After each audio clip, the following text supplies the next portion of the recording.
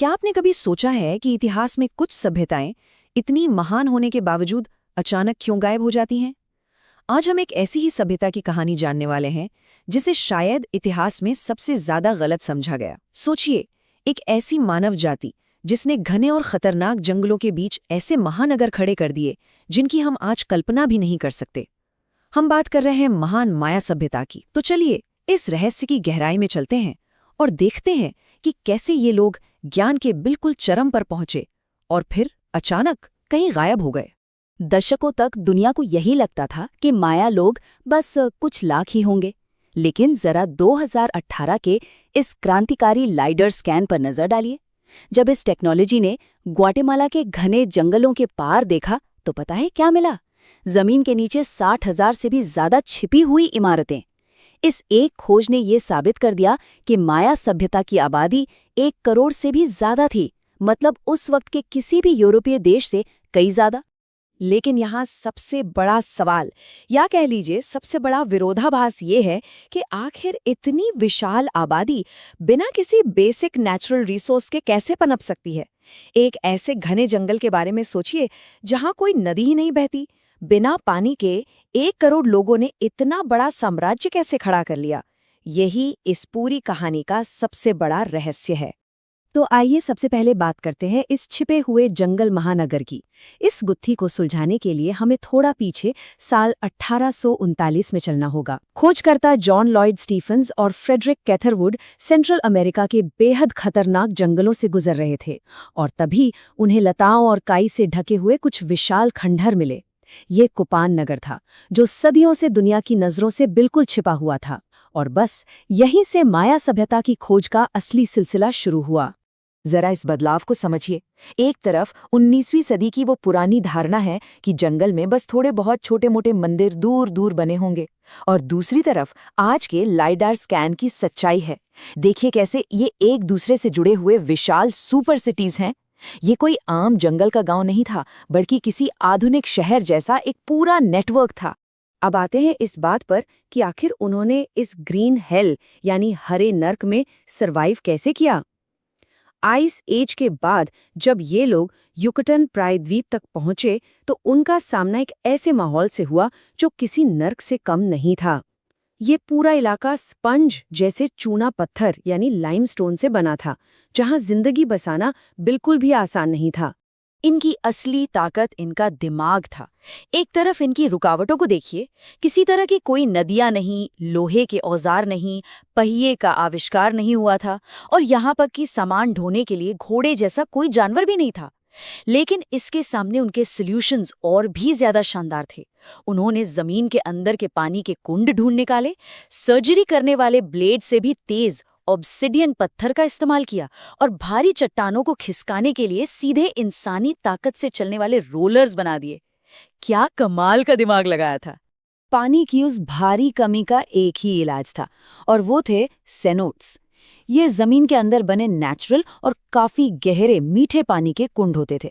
माया लोगों के लिए ये सिर्फ पानी का जरिया नहीं थे, बल्कि ये उनके लिए शिबाल्बा यानी पाताल लोक का द्वार थे। उनका मानना था कि बारिश के देवता चाक इन्हीं कुंडों के अंदर रहते हैं। सही मायनों में इन्हीं चमत्कारी कुंडों ने इस बिना नदी वाले साम्राज्य को जिंदा रखा था। तो हम इन्हें स्टोन एज के सुपर जीनियस क्यों कहते हैं? सोचिए, बिना किसी मॉडर्न धातु या जानवर के इन लोगों ने हजारों टन भारी पत्थरों को एक जगह से दूसरी जगह पहुंचाया। इसके लिए उन्होंने मेगापाल नाम की एक ऐसी तकनीक का इस्तेमाल किया जहां मजदूर रस्सियों को अपने माथे पर बांधकर अपनी पूरी शारीरिक शक्ति लगा देते थे। और इनकी वास्तुकला सिर्फ दिखने में शानदार नहीं थी, इसमें साउंड इंजीनियरिंग का भी एक अलग ही जादू था। चीचेन इत्जा के पिरामिड को ही ले लीजिए।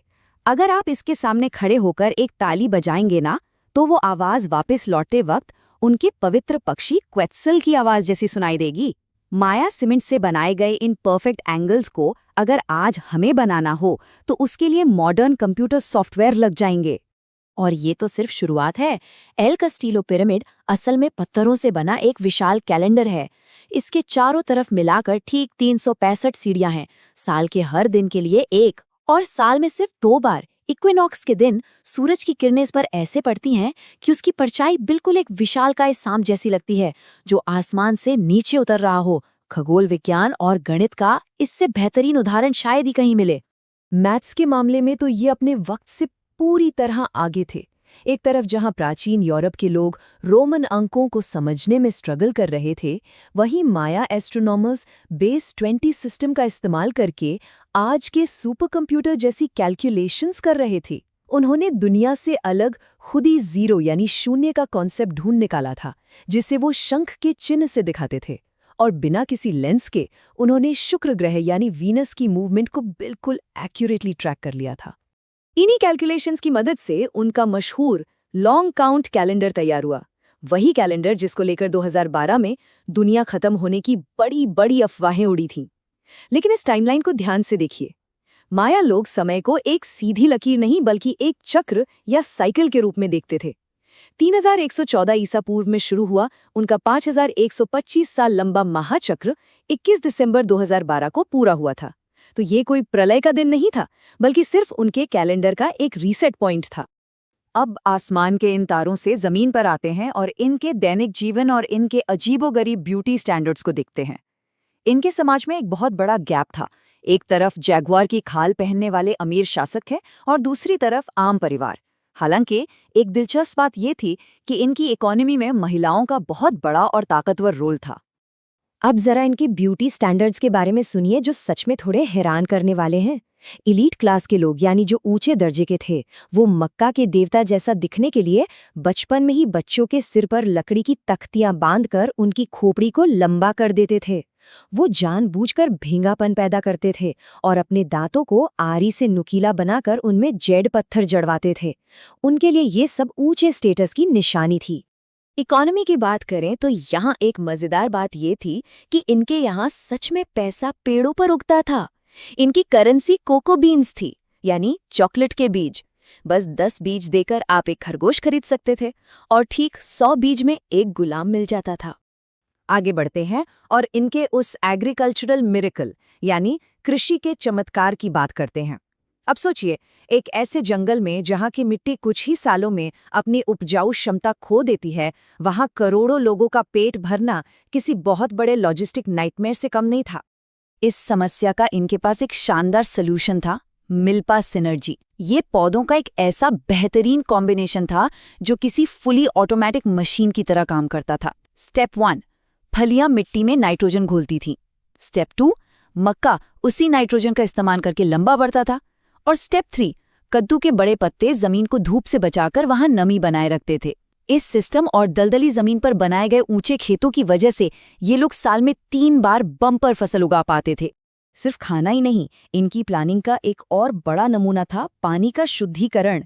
इन्होंने ऐसी ढलान बनाई थी कि बारिश का पानी बहकर सीधे बड़े रिजर्वॉयर्स में चला जाए। पर सबसे चौंकाने वाली बात यह है कि उस पानी को फिल्टर करने के लिए उन्होंने उसी क्वार्ट्ज और जियोलाइट रेत का इस्तेमाल किया जो आजकल हमारे मॉडर्न वाटर प्यूरिफायर्स में लगती है। सोचकर देखिए, हजारों साल पहले जंगल के बीच में लोग एकदम शुद्ध मिनरल वाटर पी रहे थे। लेकिन फिर आता है सबसे बड़ा सवाल, द ग्रेट माया कोलैप्स। एक ऐसी शानदार व्यवस्था, आसमान छुपी इमारतें, सब कुछ बिल्कुल परफेक्ट चल रहा था। तो फिर 900 ईस्वी के आसपास अचानक ऐसा क्या हो गया जिसने दुनिया के इन सबसे एडवांस शहरों को रातों रात वीरान खंडहरों में बदल दिया? असल में ये सब अचानक नहीं हुआ था। ये एक डोमिनो इफेक्ट था, जहां एक ईंट गिरी और पूरा का पूरा ढांचा ढेर हो गया। इन 4 कारणों ने सब कुछ बदल दिया। पहला, इकोलॉजिकल सुसाइड यानी पर्यावरण का खुद विनाश करना। दूसरा, हद से ज्यादा बढ़ती आबादी। तीसरा, 100 साल लंबा भयानक सूखा और बीमारी। और चौथा, आपस में छिड़ गया एक बेहद खौफनाक गृह युद्ध। इसे थोड़ा और डिटेल में समझते हैं। इन्हें अपने पिरामिडों को सफेद सीमेंट से चमकाने का एक अलग ही जुनून था और इस सीमेंट को बनाने के लिए इन्होंने हजारों एकड़ हरे भरे जंगल जला दिए। ये कितनी अजीब विडंबना है कि अपनी इमारतों को खूबसूरत बनाने के चक्कर में उन्होंने उसी जंगल को काट डाला जो उनके इलाके में बारिश लाया करता था। ये किसी इकोलॉजिकल सुसाइड से कम नहीं था। और इन जंगलों के कटने का असर बहुत भयानक रहा। एक ऐसा सूखा पड़ा जो लगभग 100 सालों तक चला। बारिश में 70% तक की भारी कमी आ गई। वो विशाल रिजर्वॉयर्स जिन्हें उन्होंने इतनी मेहनत से बनाया था, पूरी तरह सूख गए। अब जब पीने का पानी नहीं बचा तो मजबूरन लोगों को दलदल का गंदा पानी पीना पड़ा, जिसके नतीजे में पूरी आबादी में महामारी फैल गई। जब पूरे शहर में भुखमरी और मौत का साया था, तब हालात और ज्यादा बिगड़ गए। शुक्र ग्रह की चाल के आधार पर लड़े जाने वाले उनके धार्मिक युद्ध, जिन्हें हम स्टार वॉर्स भी कह सकते हैं, अब खाने की तलाश में खूनी दुश्मनी में बदल गए थे। लोगों का उन राजाओं से भरोसा पूरी तरह उठ गया जिन्हें वो देवता मानते थे। जिंदा रहने के लिए पड़ोसी शहर एक दूसरे पर हमला करके अनाज लूटने लगे। एक वक्त पर आसमान छूने वाली ये सभ्यता आखिरकार इन जंगलों में ही खोकर रह गई। लेकिन जाते जाते ये हमारे लिए एक बहुत बड़ा सवाल छोड़ गई है। सोचिए, अगर खगोलशास्त्र और इंजीनियरिंग में इतनी माहिर कोई सभ्यता अपना ही इकोसिस्टम बर्बाद करके अपना अंत कर सकती है, तो आज उनके ये शांत खंडर हमें और हमारे मॉडर्न समाज को क्या चेतावनी दे रहे हैं? इस बारे में जरूर सोचिएगा।